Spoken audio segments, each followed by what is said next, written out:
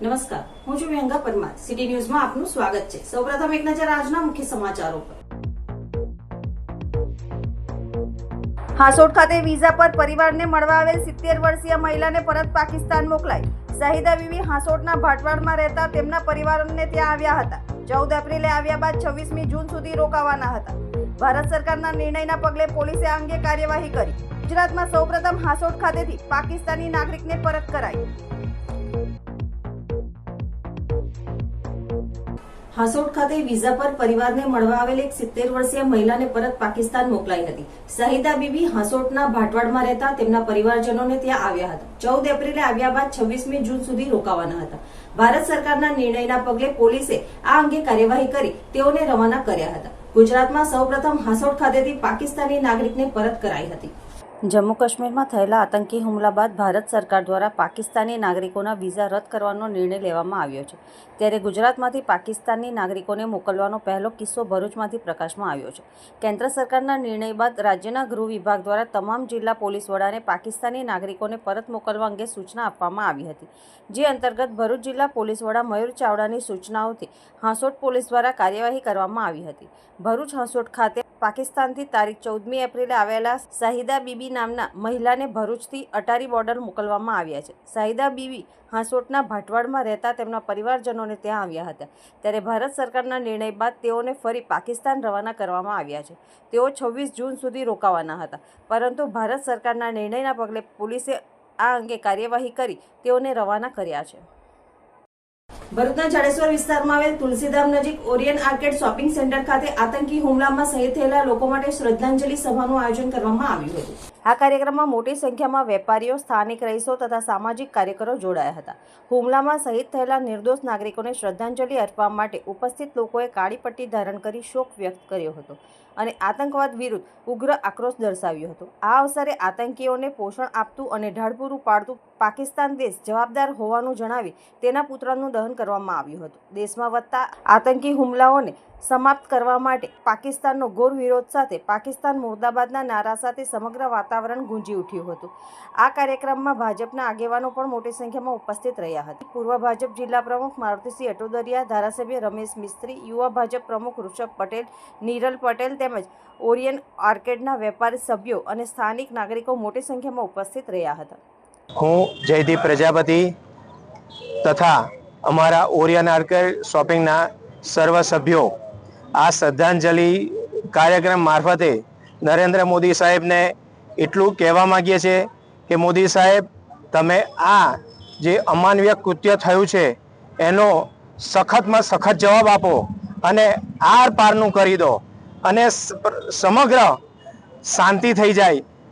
જીવનમાં આવું કૃત્ય કોઈ પણ ના કરે ને સમગ્ર રીતે જોવા જઈએ તો સંપૂર્ણ શાંતિ મળે એવું કંઈક કરો અને તમે આગળ વધો. અમે તમારી જોડે છે.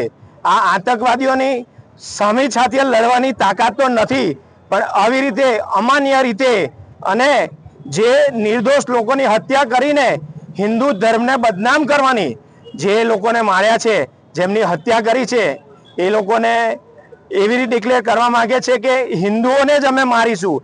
હિન્દુસ્તાનને આ હિન્દુઓ ઉપર એક ઘા કર્યો છે, હિન્દુત્વ પર ઘા છે, આ સનાતન ધર્મ પર ઘા છે, આ સમગ્ર જે સનાતનીઓ છે એના પર ઘા છે. એટલે મોદી સાહેબ, એક અમે સનાતન તરીકે તમને અરજી કરીએ છીએ અને દુઃખ સહન નથી થતું અમારાથી. અને અમારા જેવા લાખો કરોડો હિન્દુઓ છે, જે સાચા સનાતનીઓ છે, એ ઈચ્છે છે કે તમે હવે આર પાર નહીં કરો અને એવો જવાબ આપો કે વિશ્વમાં કોઈ પણ હિન્દુ અને સનાતન સામે આવું કૃત્ય કરવાની હિંમત ના કરે. આતંકવાદીઓ સામે સખત કાર્યવાહી કરવા માટે આપણા દેશના વડાપ્રધાનશ્રીએ પોતે પાકિસ્તાન સાથે સિંધુ કરાર પણ નાબૂદ કરી દીધો છે અને પાકિસ્તાનના જે અહીંયા રહેતા હતા વિઝા પર આ લોકોને પણ અહીંથી પરત તગેડી મૂકેલા છે અને પાકિસ્તાન સાથે હવે અંતિમ તબક્કામાં જે કંઈ પણ કાર્યવાહી કરવાની થાય એ કરવા માટે દેશ તત્પર છે અને આપણા વડાપ્રધાનશ્રી સાથે માત્ર ભારત દેશ નહીં પરંતુ વિશ્વના અન્ય દેશો પણ એમને સમર્થન આપી રહ્યા છે. ભરૂચ શહેર નગરપાલિકા વોર્ડ નંબર 11 માં ધારાસભ્યના વરદ હસ્તે 35 લાખના ખર્ચે 9 જેટલા કામોનું ખાતમુહૂર્તની વિધિ યોજાઈ હતી, જેમાં પાલિકાના પ્રમુખ સહિતના સભ્યો અને આગેવાનો ઉપસ્થિત રહ્યા હતા. ભરૂચ શહેરમાં નગરપાલિકાના વોર્ડ નંબર 11ને અડીને કોઠી, લાલબજાર, વાલ્મીકીવાસ સહિતના 9 વિસ્તારોના વિવિધ મહોલ્લાઓના મુખ્યમંત્રી શહેરી સ્વર્ણિમ યોજના અંતર્ગત 35 લાખના ખર્ચે પેવર બ્લોક નાખવાના કામોનું ભરૂચના ધારાસભ્ય રમેશ મિસ્ત્રીના વરદ હસ્તે ખાતમુહૂર્ત વિધિ યોજાઈ હતી. આ અંગે ધારાસભ્ય રમેશ મિસ્ત્રીએ જણાવ્યું હતું કે આ વિસ્તારના સ્થાનિક પાલિકાના સભ્યો અને સ્થાનિક આગેવાનોની રજૂઆતને પગલે આજે ખાતમુહૂર્ત વિધિ યોજાઈ છે. આવનાર ચોમાસા પહેલાં આ કામગીરી પૂર્ણ કરી દેવામાં આવનાર છે. અહીંયા પાણી નિકાલ પણ સમસ્યા છે, તે અંગે પણ આગામી દિવસોમાં કામગીરી કરીને યોગ્ય નિકાલની કામગીરી હાથ ધરવામાં આવનાર છે.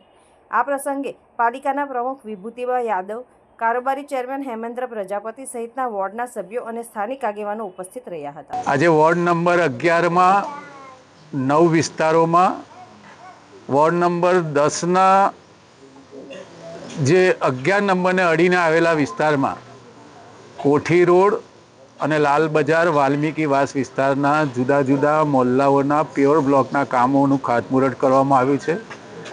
9 જેટલા કામોનું ખાતમુહૂર્ત થયું છે. 35 લાખ રૂપિયાના ખર્ચે આ કામ થવાના છે.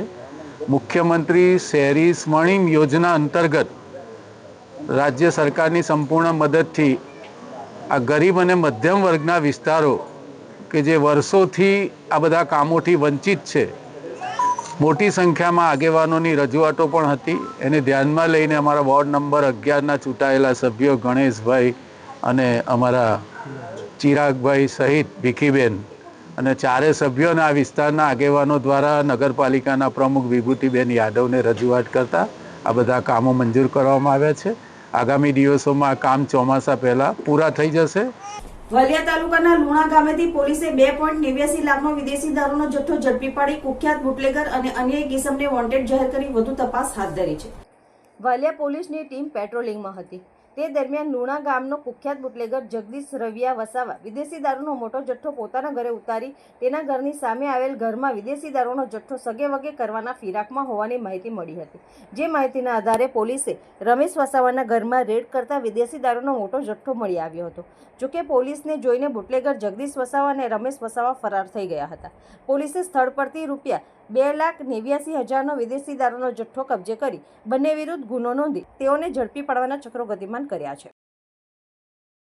ઝઘડિયા તાલુકાના મુલત ગામ નજીક કોલસા ભરેલ ટ્રકમાં આગ લાગતા દોડધામ મચી જવા પામી છે. ઝઘડિયા, ભરૂચ અને અંકલેશ્વરમાં 3 ફાયર બ્રિગેડે આગ ઉપર કાબુ મેળવ્યો હતો. સદભાગ્યે ટ્રક ચાલકનો આબાદ બચાવ થયો હતો. ઝઘડિયાના મુલત ગામ નજીક કોલસા ભરેલ ટ્રકમાં આગ લાગતા અફરાતફરી મચી જવા પામી હતી. ટ્રકમાં કોલસા ભરેલા હતા. એ ટ્રકમાં કોલસામાં કેબિનમાં કોઈ અગમ્ય કારણોસર આગ લાગતા અફરાતફરી મચી હતી. ટ્રક ચાલકે સમય સૂચકતા વાપરી બહાર આવી જતા ચાલકનો આબાદ બચાવ થયો હતો. આ અંગેની જાણ ઝઘડિયા જીઆઈડીસી ફાયર સ્ટેશનમાં કરવામાં આવતા ફાયર ટેન્ડર સાથે ફાઇટરો દોડી આવ્યા હતા. ભરૂચ અને અંકલેશ્વર નગરપાલિકાના ફાયર ફાઇટરો દોડી આવી આગ ઉપર કાબુ મેળવ્યો હતો. સદનસીબે કોઈ જાનહાનિ થઈ ન હતી, જેથી લોકોએ હાશકારો અનુભવ્યો હતો. સંસ્કૃતિ સમાજ સેવા સંસ્થાન ટ્રસ્ટ ભરૂચ દ્વારા નિઃશુલ્ક મસાલા છાશનું વિતરણ કરવામાં આવ્યું હતું. સંસ્કૃતિ સમાજ સંસ્થાન ટ્રસ્ટ ભરૂચના સભ્યો દ્વારા શ્રવણ ચોકડી ખાતે રિક્ષા ચાલકો, મુસાફરો, રાહદારીઓ, મજૂરી કામ કરતા લોકો, હોમગાર્ડ સ્ટાફ તેમજ પોલીસ સ્ટાફ, સ્કૂલના બાળકો, શાકભાજીવાળાઓ તથા આવતા જતા તમામ લોકોને જ્ઞાતિ, જાતિ, ધર્મ કે કોમના ભેદભાવ વગર વિનામૂલ્યે મસાલા છાશ પીવડાવી આનંદની લાગણી અનુભવી હતી. ઉનાળાના દિવસો દરમિયાન અસહ્ય ગરમીમાં છાશનું સેવન કરવાથી ગરમીથી રાહત મળે છે. છાશ ગરમીમાં મારણની સાથે શરીરને ઠંડક આપે છે. સાથે સાથે ઉનાળા દરમિયાન ડિહાઇડ્રેશનની સ્થિતિમાં પણ છાશ રક્ષણ પૂરું પાડે છે.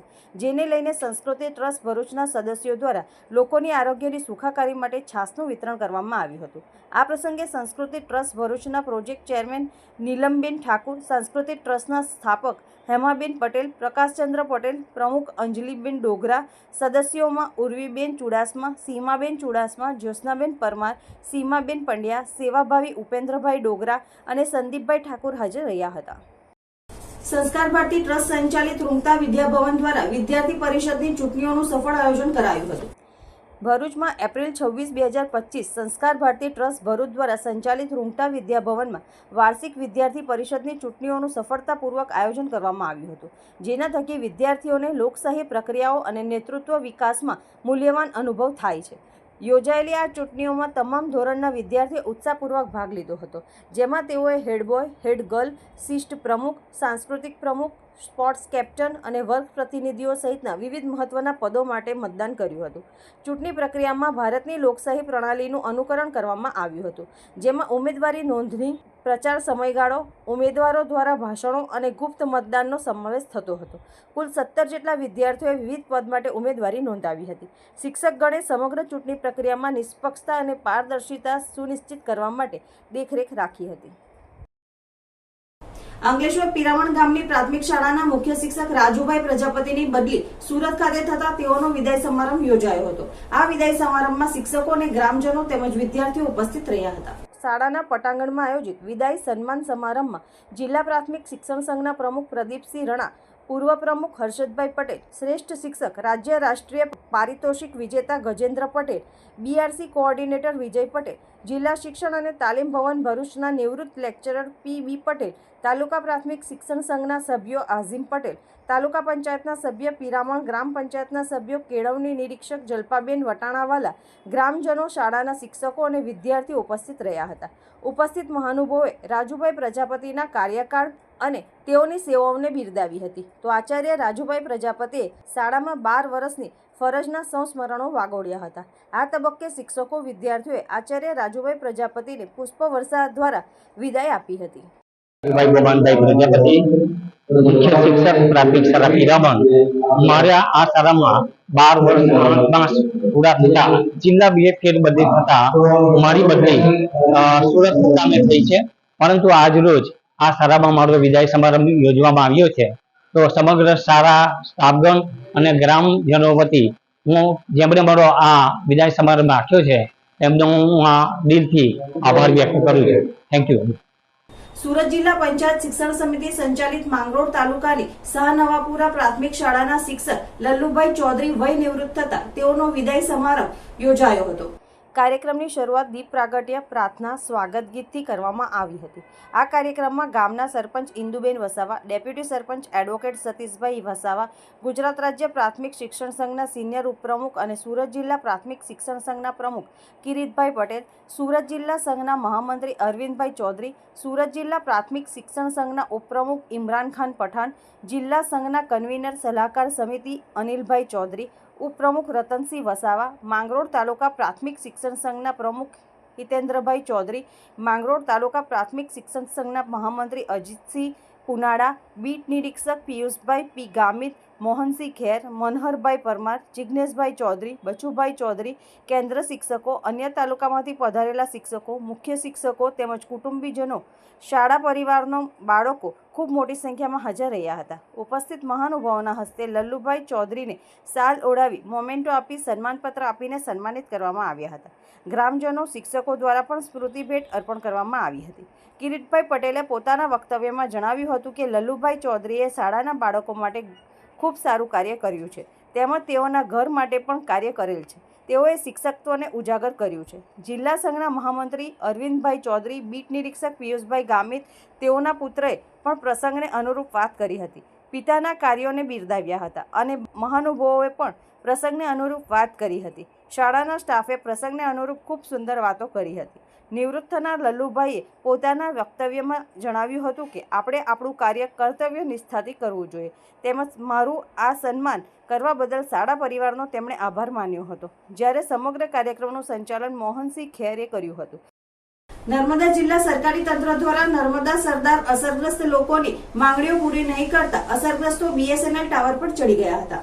નર્મદા જિલ્લાના ગરુડેશ્વર તાલુકાના સ્ટેચ્યુ ઓફ યુનિટી પાસે આવેલ ગોરા કોલોની નજીક બીએસએનએલના ટાવર પર પોતાની પડતર માંગણીઓ સાથે 3 વ્યક્તિઓ ચડી જતા નર્મદા જિલ્લાના સરકારી અધિકારીઓ દોડતા થયા હતા. મળતી માહિતી મુજબ નર્મદા જિલ્લાના નર્મદા ડેમ વિસ્તારમાં આજુબાજુના ગામના લોકોની જમીન ડૂબાણમાં જઈ રહી છે. એવા લોકોને જમીનના બદલામાં નોકરી અને રૂપિયા આપવાની માંગણી પૂરી નહીં થતાં ગોરા કોલોની પાસે આવેલ ટાવર પર ચડી ગયા હતા. સરકારી અધિકારીઓ દ્વારા આ વ્યક્તિઓની માંગણીઓને સંતોષકારક પૂરી કરવાની ખાતરી આપી ટાવર પર ચડી ગયેલા લોકોને નીચે ઉતરવાની વિનંતી કરવામાં આવી હતી અને સરકારી અધિકારીઓ જોડે વાત કરવા સમજાવવામાં આવ્યા હતા. સરકારી અધિકારી અને અસરગ્રસ્ત લોકો વચ્ચે વાર્તાલાપ ચાલુ છે. અમારી માંગણીઓ એવી છે કે સરકારી પરિપત્ર મુજબ સરકારી નોકરી આપવી બીજો મુદ્દો એવો છે કે 3 રાજ્યની સરકી પોલિસી ગણી કટોકટેટ ગણવી અને સંયુક્ત ખાતામાંથી રહી ગયેલ સભ્યને અસરગ્રસ્ત જાહેર કરવા વિનંતી. જે તે મૂળ ગામમાંથી ઘર જમાઈ તરીકે રહેતા હતા તેઓએ જે તે વસાહતોમાં ઘરો શિફ્ટ કરેલ છે તેઓને અસરગ્રસ્ત જાહેર કરવા અને મૂળ ગામ તુળખેડા અને માકડકળા કુપા જેવા ગામોને બાકી રહેલ લોકોને ટાપુમાં ગણી અસરગ્રસ્ત જાહેર કરવા વિનંતી. પણ આજ સુધી સરકારશ્રીએ કોઈ નિર્ણય લીધો એમને સર્વે પણ નથી કર્યું અને ગેટો બેસાડવાથી આ લોકોની જમીનો અને ઘરો હાલમાં ડૂબમાં જ જાય છે. બીજા મહિનાની 6મી તારીખે જે એક ભાઈ ટાવર પર ચડ્યો તો એમના નોકરી બાબતે તે નોકરી એમના છોકરાને લગાવેલું છે, પણ હવે તો એવું નક્કી થઈ ગયું છે કે ભાઈ જે ટાવરે ચડે અને જે કંઈ એ કરે એમને જ નોકરી આપે. એટલે હવે વાડા ફરતી તો હવે દરેક વસાહતોમાંથી માણસો આવીને ટાવરે ચડશે ત્યારે જ એમના પ્રશ્નનો નિકાલ આવશે. હા, હાલમાં ગોરા ટાવર ઉપર 3 વ્યક્તિઓ ચડેલ છે. એક મહેશભાઈ તડવી, બાલુભાઈ તડવી અને પ્રવીણભાઈ તડવી. આ 3 લોકો ચડેલા છે ને એમની માંગણી એવી છે કે અમે ઓફિસોમાં ધક્કા ખાઈને થાકી ગયા, અમારી કોઈ માંગણી કોઈ સ્વીકારતું નથી અને માંગણી સ્વીકારીને પટાવીને નીચે ઉતારવામાં આવે છે, પછી FIR કરીને જેલમાં નાખવામાં આવે છે. તો અમે મરી જઈશું પણ ઉપરથી ઉતરીશું નહીં એવું એમનું કહેવું છે. મેં એમની જોડે વાત કરી, તમે કેમ ઉપર કેમ ચડ્યા? તો અમે દરેક ઓફિસમાં જઈએ ત્યારે એવું કહે કે તમારો કેસ ઉપરની ઓફિસમાં છે, ઉપર જાઓ. એટલે અમે ઉપર જવાની આ કોશિશ કરી છે ને અહીંયા સુધી પહોંચ્યા છે, હજુ કદાચ ઉપર બી જઈશું એવું એમનું કહેવું. અહીંયા કેટલાક બીજા કિસ્સા પણ એવા છે જે બિન ખાતેદાર છે, અહીંના વતની નથી, એવા લોકોને મકાન અને બધી ફેસિલિટી આપવામાં આવી છે, પરંતુ અહીંના વતની છે ને ખાતેદાર છે એવા લોકોને કશું જ આપવામાં આવ્યું નથી. તો અહીંયા ખરેખર આદિવાસીઓ પર અન્યાય અને અત્યાચાર થઈ રહ્યો છે. આની સામે હાલના તબક્કે વિરોધ પક્ષ પણ સબળ નથી, જેથી કરીને વિધાનસભામાં પણ આના પ્રશ્નો ઉપસ્થિત થતા નથી ને થાય છે તો એનું સોલ્યુશન આવતું નથી. અંતમાં મુખ્ય સમાચારો પર ફરી એક નજર. હાંસોટ ખાતે વિઝા પર પરિવારને મળવા આવેલ 70 વર્ષીય મહિલાને પરત પાકિસ્તાન મોકલાઈ.